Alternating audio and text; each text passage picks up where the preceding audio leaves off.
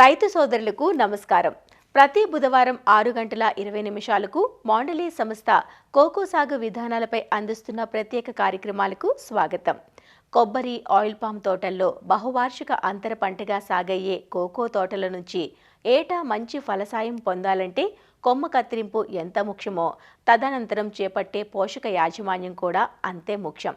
నత్రజని, భాస్వరం, పొటాషులను అందించే రసాయన ఎరువులతో పాటు తప్పనిసరిగా పశువుల ఎరువు, జీవన ఎరువు వంటి సేంద్రియ ఎరువులను సమగ్ర పోషక యాజమాన్యంలో భాగంగా వాడినప్పుడే చెట్టు ఆరోగ్యంగా పెరిగి చీడపీడలను తట్టుకొని మంచి కాపునిస్తుంది. సూక్ష్మ పోషకాలను సైతం అశ్రద్ధ చేయకూడదు. మరి కోకో తోటలకు ఏ ఎరువులను ఎంత మోతాదులో ఎప్పుడెప్పుడు అందించాలో తెలియజేస్తున్నారు ఏలూరు జిల్లా మాండలీ సంస్థ సీనియర్ సాంకేతిక అధికారి ఆర్ మణిరాఘవ. కోకో తోట సాగు ప్రధానంగా ఆయిల్ పామ్ అలాగే కొబ్బరి తోటల్లో అంతర పంటగా వేసుకోవడం జరుగుతుంది. ఈ కోకో తోట సాగులో కనుక చూసుకున్నట్లయితే ప్రధానంగా ఎరువుల యాజమాన్యం అన్నది కీలకంగా చేసుకోవాలి. ఈ ఎరువుల యాజమాన్యానికి వచ్చినట్లయితే ఈ జూన్ జూలై నెలలో కొమ్మ కత్తిరింపు అయిన తర్వాత పశువుల ఎరువు వచ్చేపాటికి చెట్టుకి ఒక 10 కేజీల చొప్పున వేసుకోవాలి. అలాగే వర్మీ కంపోస్ట్ వచ్చేపాటికి 3 కేజీల చొప్పున ఒక చెట్టుకు వేసుకుంటే చెట్టు ఒత్తిడి నుంచి కొంచెం తట్టుకునే ఇది ఉంటుందండి. నెక్స్ట్ మన కోకో తోట సాగులో ప్రధానంగా సహజ ఎరువులే కాకుండా రసాయనిక ఎరువులైన స్థూల పోషకాలుగా మనం చెప్పుకోబడే నత్రజని, భాస్వరం అలాగే పొటాష్ ఎరువులు కీలకంగా వేసుకోవాల్సి ఉంటుంది. నత్రజని, పొటాష్, భాస్వరం ఎరువులు మొదటి సంవత్సరం తోట కనుక చూసుకున్నట్లయితే 25 గ్రాముల పొటాష్, 25 గ్రాముల సూపర్, 25 గ్రాముల నత్రజని మొక్కకి 75 గ్రాములు ఇవన్నీ కలిపి మొక్కకి 75 గ్రాముల చొప్పున ఒక దఫాకి వేసుకోవాలి. ఇలాగ 4 దఫాలు చేసి మొదటి సంవత్సరంలో వేసుకోవాలి. అదే రెండో సంవత్సరం తోట కనుక చూసుకున్నట్టయితే 125 గ్రాములు తగ్గకుండా ఈ 3 దఫాలుగా చేసుకుని వేసుకోవాలి. అలాగే మూడో సంవత్సరం తోటలు కనుక చూసుకున్నట్లయితే చెట్టుకి 250 గ్రాముల చొప్పున పొటాషు, ఈ స్థూల పోషకాలు 3 కలిపింది 250 గ్రాముల చొప్పున మొక్కకి వేసుకోవాలి.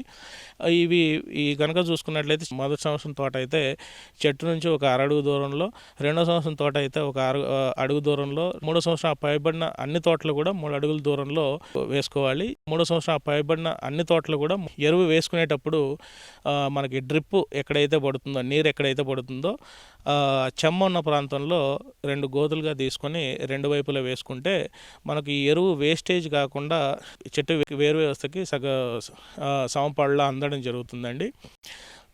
ప్రధానంగా ఈ స్థూల పోషకాలే కాకుండా కోకో తోటల యాజమాన్యంలో సూక్ష్మ పోషకాలు కూడా ప్రధానంగా మనం చెప్పుకోవాలి. ఈ సూక్ష్మ పోషకాలు వచ్చేప్పటికి కోకో తోటలో మనకి లేత తోటలు కానీ ముదురు తోటలు కానీ ప్రధానంగా మనకి ఐరన్, జింక్ లోపాలు ఎక్కువ గమనించడం జరుగుతుంది. ఐరన్ వచ్చేపాటికి మనకు ఆకు ముదురు లేత రంగులో లేకపోతే పసుపచ్చ రంగులో మనం గమనించుకోవడం జరుగుతుంది.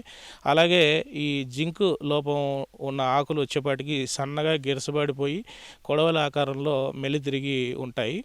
ఈ 2 లోపాలు మనం గమనించుకున్నట్టయితే తోటలో జింక్ సల్ఫేట్ వచ్చేపాటికి చెట్టుకి ఒక 50 గ్రాముల చొప్పున, అలాగే ఐరన్ సల్ఫేట్ వచ్చేపాటికి అంటే అన్నబేదిగా మనకు మార్కెట్లో దొరుకుతుంది. ఇది 50 గ్రాముల చొప్పున, అంటే 2 కలిపి ఒక 100 గ్రాముల చొప్పున మనం ఇచ్చుకున్నట్లయితే, అంటే నేల ద్వారా ఇచ్చుకున్నట్లయితే ఈ లోపాలని సవరించుకోవచ్చు. అలాగే లేత తోటలో కనుక ఇటువంటి లోపాలు, జింక్, ఐరన్ లోపాలు కనుక మనం గమనించినట్లయితే వాటికి గాను మనకి ఫార్ములా 4 అని దొరుకుతుందండి. 2.5 గ్రాముల చొప్పున లీటర్ నీటికి కలుపుకొని పిచికారి చేసుకోవాలి.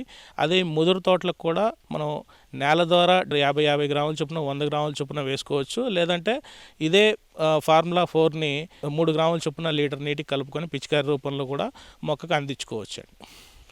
ఈ సూక్ష్మ పోషకాల్లో ఐరన్, జింకే కాకుండా మనకి కొత్తగా మెగ్నీషియము, బోరాను కూడా మనం గమనించడం జరుగుతుంది.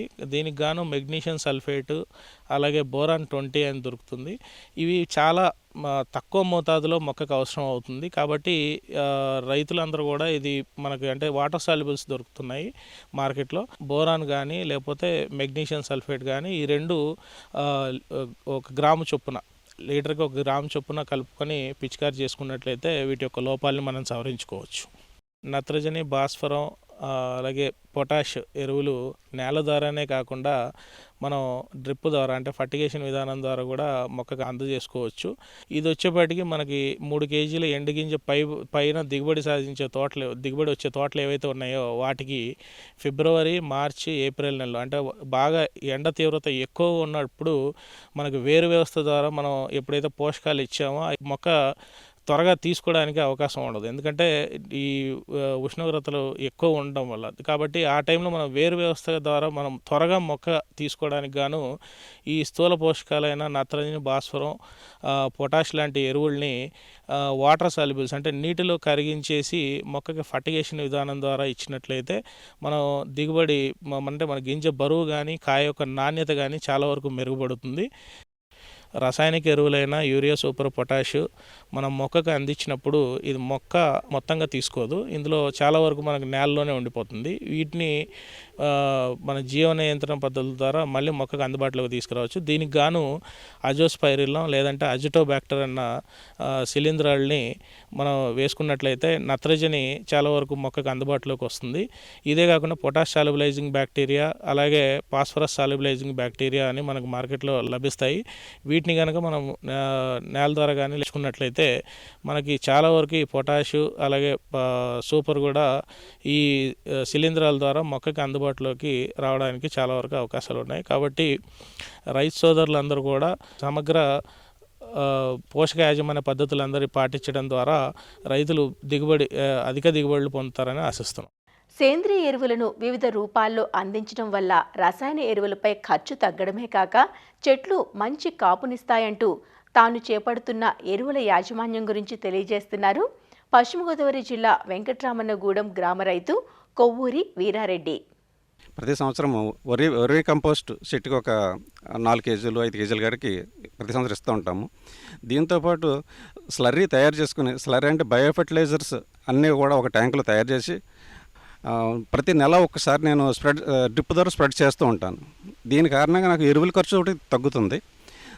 తర్వాత సూపర్, యూరియా, పొటాష్ మిక్స్ చేసి ఎక్కువ సూపరు ఎక్కువ పొటాషు యూరియా తక్కువగా చెట్టుకు వచ్చి ఒక 1/2 కేజీ కాడికి 4 నెలలకు ఒకసారి అంటే 3 టైమ్స్ నేను ఇస్తున్నాను మొత్తం తోటకి.